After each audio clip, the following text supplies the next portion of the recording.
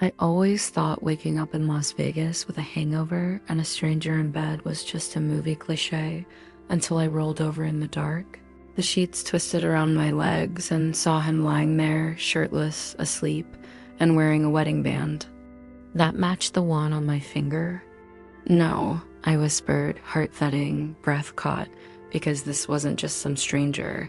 It was Theo Whitmore, my bloody roommate. Theo, the man who had lived 3 feet from me for the past 6 months, who made coffee with his shirt off and always sang off-key in the shower. Theo, who kissed girls with sharp smiles and never called them back. We'd drawn lines, clear ones. No drama, no romance, no risks.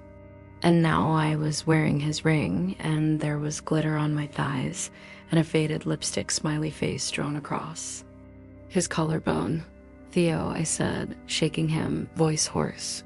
He groaned, sat up, blinked at me, then looked at my hand. Oh, huh, he laughed. I didn't, because suddenly flashes came back. Music, neon, my lips on his neck. A vow I thought was a joke, the sound of someone cheering "Kiss the Bride." I bolted to the bathroom, stared at my reflection. Same brown eyes, same messy hair, but everything felt different, like I'd crossed a line I didn't even see. Back at the apartment in LA, things were weird. He didn't seem eager to annul it. Said things like, maybe it's fate, and you looked beautiful under those casino lights. I tried to pretend it didn't mean anything. We were drunk. It was a mistake. But every time he touched my back in the kitchen or brushed past me in the hallway, something tightened in my chest. And then it started the dreams. Not just about the wedding night, but things I didn't remember. A dark room, candles, his voice whispering something in my ear I couldn't quite catch. One night I woke up gasping, a voice in my dream saying, "He wasn't supposed to fall for you." I asked Theo if he remembered anything else from that night. He looked at me too long before saying no. I didn't believe him. The problem was I didn't want to leave. I wanted him.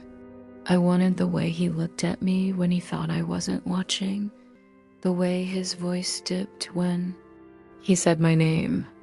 We went from ignoring it to sleeping in the same bed again, just because it's more comfortable. We said lies. One night, his hand found mine under the covers. He kissed me like a man unlearning restraint.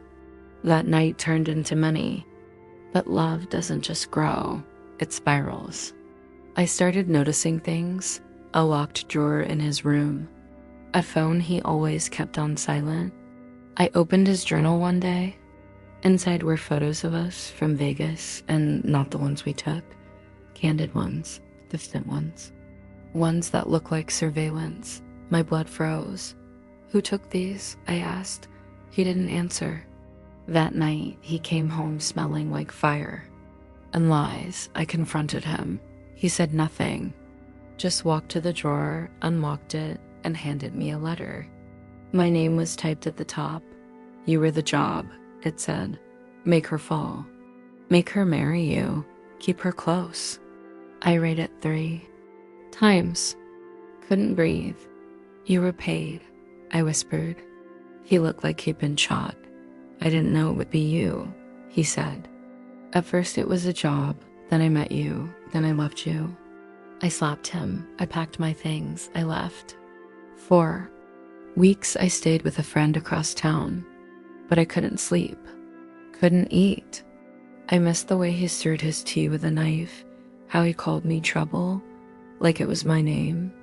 Then one night a package arrived, no return address, inside the ring, and a photo of us on our wedding night, real, blurry, but beautiful.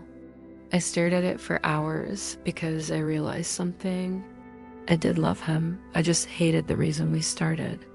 But I couldn't erase the nights, the laughter, the way he looked at me like I was a puzzle he'd wait a lifetime to solve. I went back. He was there, sitting in the dark. You came back, he said, voice shaking. I'm not ready to stop being your wife, I said. But if you lie to me again, I will burn this place down with you in it." He smiled, and it broke my heart how sad it looked. "No more lies," he said. "Then tell me everything," and he did, about the man who hired him, about the inheritance I didn't know I had, about how Vegas wasn't an accident, it was a trap. But the part he never faked, that was me, us, the way he said my name in his sleep, the way his hands trembled when I kissed his scars. We started over. Not with trust, not yet, but with truth. Some nights I still wake up and wonder if it was real. Then I feel his arm around my waist, his lips on my neck, and I know I may have started as a job, but I ended as the love of his life. And in some messy, backwards way, he became mine too.